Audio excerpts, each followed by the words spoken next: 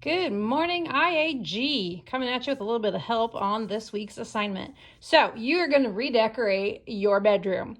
Here's the thing. Even if your bedroom is not a rectangle, we are going to use this net and pretend like it is. Now, a net is just, we took a 3D model of your room and we laid it out flat. So if I cut this out around the outside and then I folded here, here, here, and here, fold those up, that would create my walls, and then I would fold my ceiling over the top flat, okay?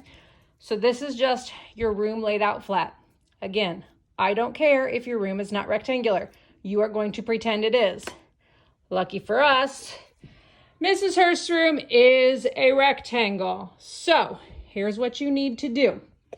First of all, your floor and your ceiling are the exact same size. So you obviously don't have to measure both of them. Most of you cannot get to your ceiling, I'm going to assume. Second thing is you really need Dad's handy dandy tape measure. Or if your mom is the handy one in your house, then mom's handy dandy tape measure, whatever. But you need that. And then when you do this, you want to run a nice straight line. So you're going to come over here, put it up against the wall, and run your tape measure all the way to the other side.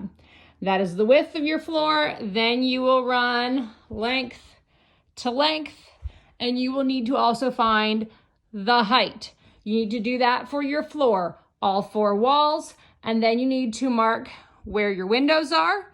See how big they are? In my case, it's pretty big. And then you need to mark any doors. In my case, I have 2 doors. So that is all you have to do for this week's assignment. And then you need to put them, sorry, I forgot to bring my paper with me. You need to bring and put your dimensions on this chart. This is E-Day number 7. E-Day number 8, we will get into what you're gonna do with these numbers. So I will post a finished note here as shortly, but your guys's is pretty straightforward this week. An important note, if your floor is 16 feet, the 2 walls that run parallel to it are also 16 feet. So keep that in mind.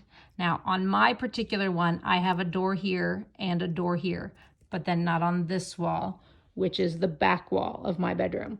So I will have to mark those on those 2 sides. Okay, on this picture, I know it's sideways, but this dimension right here is ceiling to floor. So this is the height of your walls. Hopefully, all of your walls are the same height. And again, even if you are in like an upstairs bedroom that has sort of a sloped roof, you are going to pretend your room is a box. So pick your highest point and use that as the height of your bedroom. Mine is 7 feet and 6 inches. So that goes on the height for all of my walls. And I'm just going to mark that everywhere.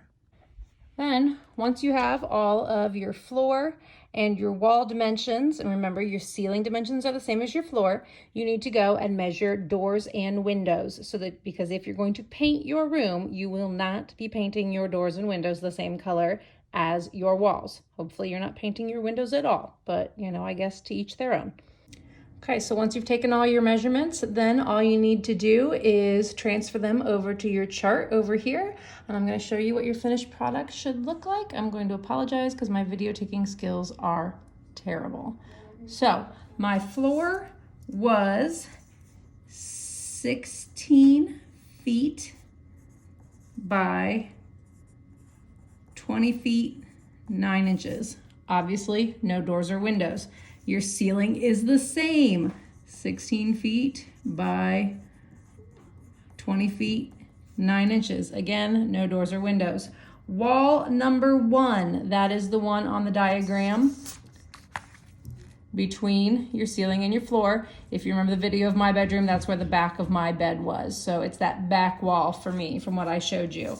And that is 16 feet wide by 7 feet, 6 inches, and I did not have a door or window on there.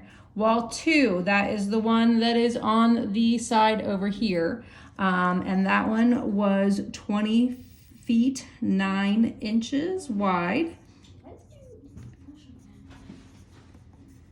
And it was also 7 feet, 6 inches tall. I did not have any doors and windows. Again, you might. Wall 3, that was where my doors were. In fact, both of my doors are there on that wall. It is 16 feet wide by, again, like I said, all of your walls should be the same height. And I have 2 doors on this wall, and those doors are both 6 feet 11 inches tall by 3 feet wide. That includes the door frame around there, so that will make it easier. You might need that later. If not, no big deal. Then you just learned a little bit of extra with your tape measure. Wall 4, for me, that was the one with the really ginormous window. It is 20 feet 9 inches. Again, it is 7 feet 6 inches tall, and it has one window. Turns out that window is massive. It is 5 feet 7 inches tall, and it is 10 feet 6 inches wide. So this is your finished product for Mr. Church for this week. Hopefully that's pretty straightforward.